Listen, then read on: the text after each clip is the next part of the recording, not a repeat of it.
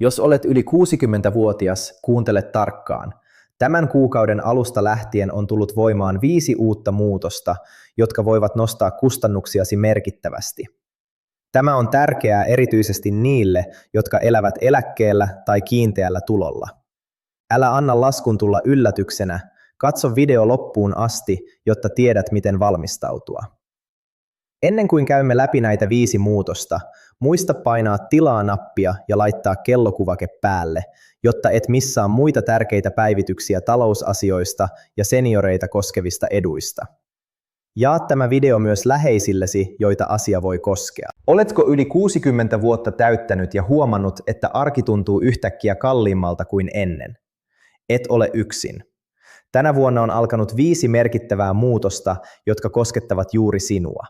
Eläkeläistä, seniorikansalaista, ihmistä, joka on koko ikänsä tehnyt töitä, maksanut veronsa ja ansainnut oikeuden elää huolettomasti. Mutta nyt nämä muutokset nakertavat hiljalleen sitä turvaverkkoa, jonka luulit olevan vankka. On tärkeää, että tiedät tarkalleen, mistä on kyse, koska tieto on paras suoja. Ensimmäinen muutos koskee eläkeindeksiä ja sitä, kuinka paljon eläkkeesi todella ostovoima on muuttunut suhteessa arjen kustannuksiin. Eläkkeitä on korotettu ja tämä kuulostaa hyvältä uutiselta, mutta korotuksen todellinen vaikutus jää monelle epäselväksi. Kun elinkustannukset ovat nousseet ruokakaupoissa, apteekeissa ja lääkäriasemilla nopeammin kuin indeksikorotus on seurannut perässä, käteen jäävä ostovoima on tosiasiassa heikentynyt. Suomalaisessa järjestelmässä eläkeindeksi seuraa sekä palkansaajien ansiotasoindeksiä että kuluttajahintaindeksiä, mutta painotus on rakennettu tavalla, joka ei aina heijasta senioreiden omia kulutustottumuksia. Iäkkäät ihmiset käyttävät suhteellisesti enemmän rahaa lääkkeisiin, terveydenhuoltoon ja lämmitykseen kuin nuoremmat ikäryhmät, ja juuri näiden kategorioiden hinnat ovat nousseet eniten viime vuosina. Tulos on se, että paperilla eläkkeesi on kasvanut, mutta todellisuudessa sillä saa vähemmän kuin ennen. Toinen muutos liittyy Kelan etuuksiin ja erityisesti niihin tukiin, jotka ovat olleet pienituloisille eläkeläisille elinehto. Asumistuki, eläkkeensaajan asumistuki, lääkekorvaukset, nämä kaikki ovat olleet jatkuvan tarkastelun kohteena. Uusimmat muutokset ovat kiristäneet tukien myöntämisperusteita tavalla, joka voi tuntua pieneltä paperilla, mutta merkittävältä omassa elämässä. Esimerkiksi asumistuen laskentaperusteet ovat muuttuneet, ja moni on huomannut tuen laskevan ilman, että heidän elämäntilanteensa olisi muuttunut lainkaan. Erityisen haastavaa tämä on niille, jotka asuvat vuokralla suuremmissa kaupungeissa, joissa vuokrat ovat jatkaneet nousuaan, mutta tuen enimmäismäärät eivät ole seuranneet samaa tahtia. Monet seniorit joutuvat tekemään vaikeita valintoja. Tinginpä ruuasta vai laskuista? Kolmas muutos koskee terveydenhuollon asiakasmaksuja. Nämä ovat nousseet ja muuttuneet rakenteellisesti tavalla, joka rasittaa eniten juuri niitä, jotka käyttävät terveydenhuoltopalveluita eniten, siis ikääntynyttä väestöä. Lääkärikäynnin asiakasmaksu, erikoissairaanhoidon maksu, hammashoito, fysioterapia, lista on pitkä. Maksukatto suojaa pahimmalta, mutta sen saavuttaminen vaatii ensin merkittäviä menoja, ja kaikilla ei ole taloudellisia puskureita selvitä vuoden alkupuoliskoa. Lisäksi monet eivät edes tiedä oikeuksistaan, esimerkiksi maksuttomiin hoitoihin tai alennuksiin, ja maksavat täyden hinnan, vaikka heillä olisi oikeus maksualennukseen tai vapautukseen. Järjestelmä on monimutkainen ja sen navigoiminen vaatii aktiivisuutta ja tietoa, jota ei kaikilla yksinkertaisesti ole. 4. muutos liittyy energian hintaan ja erityisesti kaukolämmön sekä sähkön kustannuksiin. Seniorit asuvat usein kerrostaloasunnoissa, joissa lämmitys tapahtuu kaukolämmöllä. Energiayhtiöt ovat korottaneet hintojaan merkittävästi, ja nämä korotukset näkyvät suoraan taloyhtiöiden vastikkeissa. Moni on saanut kirjeen, jossa ilmoitetaan vastikkeen noususta, ja miettinyt, kuinka se mahtuu jo ennestään tiukkaan budjettiin. Omistusasujilla korotus tulee vastikkeena, vuokralaisilla taas vuokranantajat ovat osittain siirtäneet kulujaan vuokraan tai vähintäänkin sen korotuspaineeseen. Talvikuukaudet ovat tässä erityisen hankalia. Juuri silloin, kun ulkona on kylmintä ja lämmityksen tarve suurin, laskut ovat korkeimmillaan. Energiatuki on olemassa, mutta sen hakeminen edellyttää aktiivisuutta ja kaikki eivät tiedä sen olemassaolosta tai täytä hakemuksia oikein. 5. muutos on kenties kaikkein hienovaraisin, mutta pitkällä tähtäimellä merkittävin.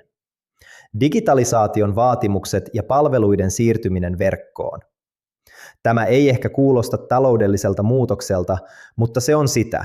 Epäsuorasti, mutta vääjäämättömästi. Kun pankkipalvelut ovat siirtyneet verkkoon ja lähikonttorit suljettu, kun Kelan asiointi tapahtuu ensisijaisesti verkossa, kun reseptit uusitaan digitaalisesti ja ajanvaraukset tehdään sovelluksissa, nousee teknologian ulkopuolelle jäämisen hinta. Jos sinulla ei ole älypuhelinta, tietokonetta tai osaamista niiden käyttöön, olet riippuvainen muiden avusta tai joudut maksamaan postipalveluista, puhelinasioinnista tai henkilökohtaisista käynneistä. Lisäksi tietoturvariskit ovat todellinen uhka. Huijaussähköpostit, tekstiviestihuijaukset ja puhelinpetokset kohdistuvat yhä useammin nimenomaan senioreihin, jotka eivät välttämättä tunnista niitä. Mutta tässä kaikessa on myös toinen puoli, josta ei puhuta tarpeeksi. Oikeutesi ja mahdollisuutesi. Suomalaisessa yhteiskunnassa on edelleen olemassa merkittäviä tukimuotoja ja palveluita, joihin sinulla on oikeus, mutta joita et ehkä osaa käyttää tai joista et edes tiedä. Tieto on valtaa ja juuri siksi on tärkeää käydä nämä asiat läpi yksitellen. Aloitetaan eläkkeestä. Jos olet epävarma siitä, onko eläkkeesi oikein laskettu tai onko sinulle myönnetty kaikki ansaitsemasi etuudet, sinulla on oikeus pyytää Eläketurvakeskukselta selvitys omista eläkeoikeuksistasi. Tämä on maksuton palvelu ja se voi paljastaa, että sinulle kuuluu enemmän kuin tällä hetkellä maksetaan. Erityisesti ne, jotka ovat työskennelleet useissa eri paikoissa, olleet yrittäjiä tai asuneet ulkomailla, saattavat huomata, että kaikkia työvuosia ei ole huomioitu oikein. Eläkkeen tarkistaminen kannattaa aina. Kelasta on saatavilla useita tukia, joita aliarvioidaan tai joista ei tiedetä. Eläkkeensaajan hoitotuki on tarkoitettu henkilöille, joiden toimintakyky on alentunut sairauden tai vamman takia. Se ei edellytä, että olet laitoshoidossa tai tarvitset jatkuvaa ulkopuolista apua. Myös kotona asuva henkilö, jolla on merkittäviä terveysongelmia, voi olla oikeutettu tähän tukeen. Hoitotuki maksetaan 3 eri tasossa ja summa voi olla satoja euroja kuukaudessa. Silti monet eivät ole hakeneet sitä lainkaan. Syynä on usein tietämättömyys tai tunne siitä, että en kai minä nyt niin huonosti voi. Mutta kyse ei ole huonovointisuudesta. Kyse on siitä, aiheuttaako sairaus tai vamma sinulle jatkuvaa haittaa arjessa. Jos vastaus on kyllä, hakemus kannattaa tehdä. Lääkekorvausjärjestelmä on monelle tuttu, mutta harva tietää kaikki sen yksityiskohdat. Lääkkeistä maksetaan peruskorvaus automaattisesti, mutta lisäkorvaukseen täytyy hakea erikseen lääkärintodistuksen perusteella. Vuosiomavastuu eli lääkekatto tarkoittaa, että kun olet maksanut omavastuuosuuden tietyn summan verran vuoden aikana, saat loppuvuoden lääkkeet lähes ilmaiseksi. Tämä on merkittävä etu ja se on syytä pitää mielessä. Pidä kirjaa lääkeostoistasi ja varmista, että apteekki rekisteröi kaikki ostoksesi oikealle henkilölle. Jos asioit useassa eri apteekissa, varmista, että tiedot siirtyvät oikein Kelan järjestelmään. Hammashoito on monelle seniorille merkittävä menoerä. Julkinen hammashoidon hinnasto on useimmissa kunnissa edullisempi kuin yksityinen, ja jos sinulla on hammashoidon tarve, mutta rajalliset varat, julkinen hammashoidon jonotus kannattaa aloittaa, vaikka jono olisikin pitkä. Monissa kunnissa on myös järjestetty erityistukia tai alennuksia pienituloisille senioreiden hammashoidossa. Tiedustele omasta terveyskeskuksestasi. Kuljetustuki ja matkakorvaukset ovat asia, jota ei riittävästi mainosteta. Jos sinulla on vaikea liikkumisrajoite, saatat olla oikeutettu Kelan maksamiin taksimatkoihin hoitoon tai fysioterapiaan. Myös pitkät matkat erikoissairaanhoitoon voidaan korvata. Näihin tukiin on tietyt kriteerit, mutta ne kannattaa selvittää, sillä matkakulut voivat olla merkittävä menoerä etenkin harvaan asutuilla alueilla. Kuntoutus on oikeus, josta monet seniorit eivät tiedä tarpeeksi. Kela rahoittaa kuntoutusta useissa eri muodoissa, ja seniori-ikäinen henkilö, jolla on pitkäaikaissairaus tai toimintakyvyn aleneminen, voi hakea sopeutumisvalmennukseen, laitoskuntoutukseen tai avoterapiaan. Tämä koskee esimerkiksi sydän- ja keuhkosairaita, tuki- ja liikuntaelinsairaita sekä diabeetikoita. Kuntoutuksella on merkittävä vaikutus toimintakyvyn ylläpitämiseen ja arjessa selviytymiseen, ja siitä hyötyminen on parasta ennaltaehkäisyä kallista ympärivuorokautista hoitoa vastaan. Kotipalvelu ja kotihoidon palvelut ovat monissa kunnissa saatavilla, mutta niihin pääseminen vaatii usein aktiivista hakeutumista. Terveyskeskuksen lääkäri tai sosiaalityöntekijä voi tehdä arvion palvelun tarpeesta. Kodin muutostyöt, kuten kaiteiden asentaminen tai kynnysten poistaminen, voivat olla korvattavissa. Kysy tästä kunnaltasi. Monissa kunnissa on myös palvelusetelijärjestelmiä, joiden kautta voi saada yksityisiä kotipalveluita julkisella tuella. Verotuksessa on senioreiden kannalta tärkeitä yksityiskohtia. Eläkkeensaajien verotus on monimutkainen kokonaisuus, ja monet maksavat enemmän veroja kuin olisi välttämätöntä.